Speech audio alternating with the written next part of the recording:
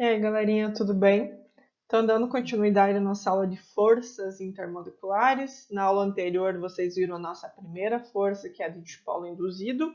E quem ficou com dúvida, volta lá em polaridade, revê aquela aula e depois vê a primeira aula de forças intermoleculares. E se ainda tiver dúvida, me procura. Que agora a gente vai ver as três últimas forças intermoleculares. Bora começar?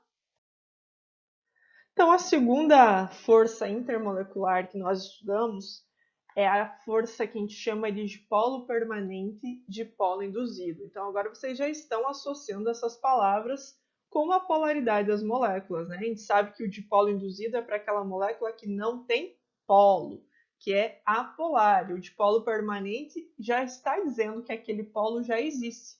Então, automaticamente, essa molécula tem que ser polar. Então, ela também é chamada de forças de Debye. Elas são as forças mais fortes que de London. Então, eu estou indo numa escala de força dessas forças intermoleculares. Né? Essas forças elas vão ocorrer entre moléculas que são polares e apolares. Ah, mas as moléculas não têm que sentir atração, né? Lembra lá do semelhante dissolve semelhante, polar dissolve polar, apolar dissolve apolar? Então, aqui é uma exceção. Aqui você cria um polo, você cria uma carga para que haja uma atração. Não é que você necessariamente cria, mas que você dá uma condição para que isso aqui aconteça. Onde que a gente pode verificar isso para ficar mais fácil para vocês visualizarem? As bebidas gaseificadas, então os espumantes, os refrigerantes, aquilo que tem o gás guardadinho lá no meio do líquido e a hora que você chacoalha, estoura porque você aumentou a agitação das moléculas, né? E aí você aumentou a pressão, você fez explodir aquele recipiente, é porque ali já estava havendo uma força de atração entre moléculas que tinham polaridades diferentes. Então, o que acontece no espumante ou no refrigerante? Nós temos a parte líquida, que é a água, e eu tenho o CO2, que é o responsável pelo gás. Né? A gaseificação é feita inserindo o CO2. Para eles se sentirem atraídos, porque eles têm polaridades diferentes. A água, vocês já viram na aula de polaridade, ela é polar, lembra pela questão da quantidade lá de elétrons que sobra, e o CO2 é apolar, eles não poderiam ficar no mesmo recipiente, a não ser que eu estivesse estipulando isso num sistema fechado. Né? Então, a água sendo polar, ela tem o dipolo permanente. O CO2 sendo apolar é aquele cara que tem o dipolo induzido, é aquele que eu tenho que forçar criar uma polaridade, criar um polo. Quem tem dipolo permanente é porque já tem polos, já tem cargas. O que faz eles ficarem presentes dentro do mesmo recipiente? Eu fechar a tampa. Então eu aumentei a pressão desse negócio, desse meu sistema. Eu obriguei eles a ficarem dentro do mesmo recipiente.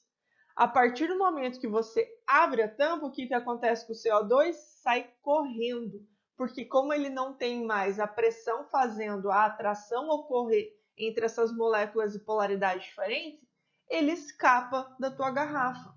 Então, a partir do momento que você abre o refrigerante, você já faz aquele CO2 perder a quantidade que tinha ali. Ele vai escapar de qualquer jeito.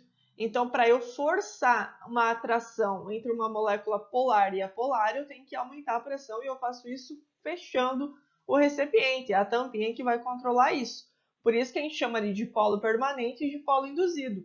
É a atração entre uma molécula que tem polo, que tem carga, com uma que não tem, que não aconteceria normalmente, mas você forçou essa situação para que ela acontecesse, né? Isso também a gente pode verificar em misturas e atração de substâncias que não são semelhantes. Então, quando eu tenho uma situação que nem essa das bebidas gaseificadas, em que eu tenho uma molécula polar sentindo atração por uma apolar, é porque existe essa força de Debye, que a gente chama de dipolo permanente e dipolo induzido, atuando ali, fazendo a atração entre essas moléculas. Ok? A próxima força é o que a gente chama de dipolo-dipolo, ou também reconhecida como dipolo permanente, e elas são atualmente chamadas de forças de Kinsson. Pelo nome de polo permanente, eu já sei que vai acontecer entre moléculas que são polares. Então, essas forças elas já são mais fortes que as de Debye. Então, de novo, na ordem de força. Por ser de polo ou de polo permanente, só pode ocorrer entre moléculas que são apolares.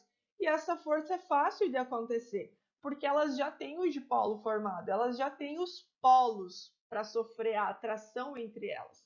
Então, como que acontece? Vamos supor que eu tenho essa situação, eu tenho duas moléculas de HCl, né, que estão tentando se aproximar, estão atraídas entre si, e aí elas formam duas moléculas de HCl.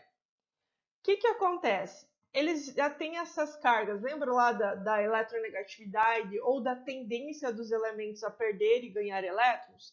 Então, o hidrogênio ele é o responsável por essa carga positiva, né? O íon hidrogênio. E o cloro, pelo fato dele ser um ametal e ter tendência a receber, por isso que ele apresenta a carga negativa. O que acontece? Aquele que tem a carga positiva tem uma atração sobre aquele átomo que tem a carga negativa. O outro que tem a carga positiva sofre uma atração pelo que tem a carga diferente dele, que é negativa. Então, positivo atrai negativo, negativo atrai positivo. Eles simplesmente sofrem atração pelas cargas já existentes nessa molécula, né?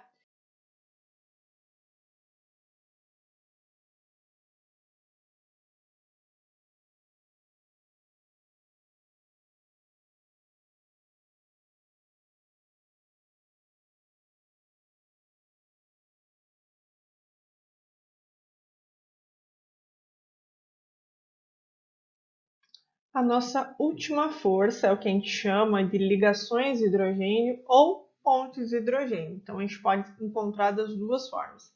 Essa é uma força intermolecular bem simples de reconhecer. Ela é a força intermolecular mais forte que nós temos, dessas que nós estudamos, portanto, mais difícil de fazer a quebra delas, né? E ela vai ocorrer entre o hidrogênio, que é o átomo principal, e o FON. O que isso quer dizer? Quando eu tiver hidrogênio ligado a flúor, eu tenho pontes de hidrogênio. Quando eu tiver hidrogênio ligado a oxigênio, eu tenho pontes de hidrogênio. Quando eu tiver hidrogênio ligado a nitrogênio, eu tenho pontes de hidrogênio. Então, quando eu tiver hidrogênio ligado ao FON, eu tenho a força intermolecular que eu reconheço como ligações ou pontes de hidrogênio aqui. O maior exemplo que nós temos, isso serve muito para o Enem, é a água. A água é formada por hidrogênio e oxigênio. Então, eu sei que a força intermolecular presente ali são ligações de hidrogênio. E eu sei que a partir disso aí eu consigo determinar várias características, não só da água, mas também dos compostos orgânicos. Porque essas forças intermoleculares, de forma geral falando agora, são elas que definem propriedades dos compostos como ponto de fusão, ponto de ebulição, quanto ou quão fácil é eu evaporar alguma coisa, ou solidificar, ou derreter, ou qual é a solubilidade da minha substância, como na água, ou qual é a volatilidade. Então, são várias características que são determinadas por essas forças intermoleculares que nós estudamos hoje. Então, a ligação de hidrogênio é simplesmente só isso. Não tem segredo nenhum. Se você vê uma ligação entre hidrogênio e o FON, flúor, oxigênio e nitrogênio, está acontecendo uma ponte de hidrogênio ali e é a força mais forte que nós temos dessas interações. Ok, pessoal? Se ficou alguma dúvida, voltem para o início da aula, façam anotações e me perguntem lá no privado para a gente poder resolver isso. Ok? Até a próxima aula. Quando nós falamos de forças intermoleculares, uma coisa que aparece muito em prova, muito nos livros, é a questão da tensão superficial da água. O que é isso? Sempre quando aparece uma situação em que se pode ver um inseto, alguma coisa que consegue ficar sobre a água, né, paradinho sobre a água, sem afundar, a gente diz que existe ali uma tensão superficial, que é o que vai permitir que os insetos fiquem sob a sua superfície. Como que isso funciona? As moléculas de água, por terem essas ligações de hidrogênio entre si, que são aquelas ligações fortes que a gente acabou de ver, elas são fortemente atraídas umas pelas outras. Essa atração, ela vai formando como se fosse uma barreira.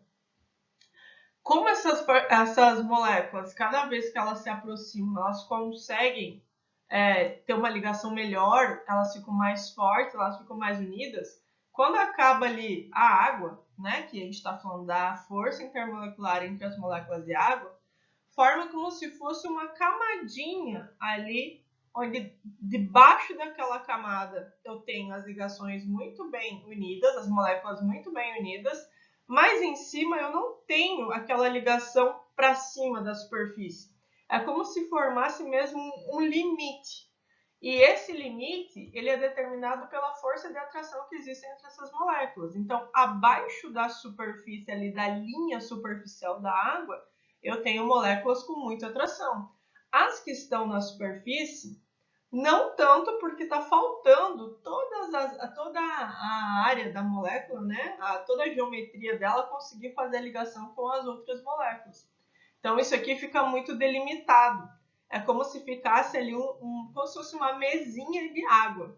Como eu não tenho mais moléculas acima disso, eu termino aqui a minha ligação, a minha força, a minha atração entre essas moléculas, né? Que abaixo disso, onde tem água, tem uma atração bem grande, mas aonde acaba a água, acaba também a interação entre essas moléculas, que forma daí o que a gente chama de tensão superficial, que é essa camada onde esses insetos eles podem parar, onde eles podem pousar, onde eles permanecem na sua superfície.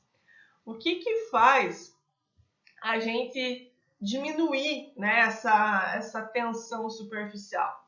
Hoje a gente tem detergentes que são tensoativos ou surfactantes, como o sabão mesmo, o detergente em si líquido que a gente utiliza em casa. A gente só consegue lavar bem a louça com água porque esse sabão, esse detergente, eles agem como se estivessem quebrando essa ligação entre essas moléculas, a fim de deixar ela um pouco mais líquida.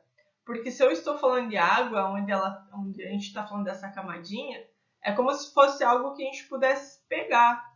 Então a água ela consegue penetrar melhor na sujeira quando eu quebro essa tensão superficial que existe entre essas moléculas. E isso quem permite realizar são os sabões, são os detergentes, né? São esses agentes tensoativos que recebem justamente esse nome porque quebram a tensão superficial da água. Tranquilo, pessoal? Por hoje é isso. Aqui nós terminamos a nossa segunda parte de forças intermoleculares e na próxima aula a gente vai ver alguns exercícios sobre isso. Belezinha? Até a próxima!